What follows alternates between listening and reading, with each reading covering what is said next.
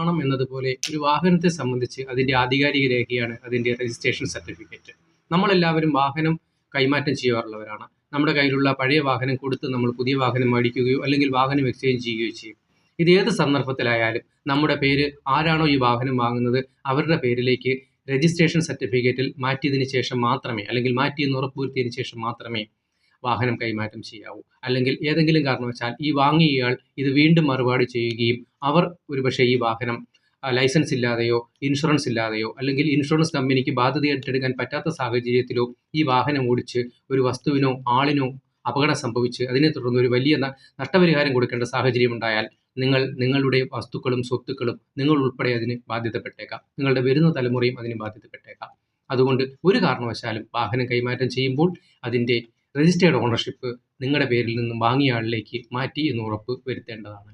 നന്ദി, നമസ്കാരം.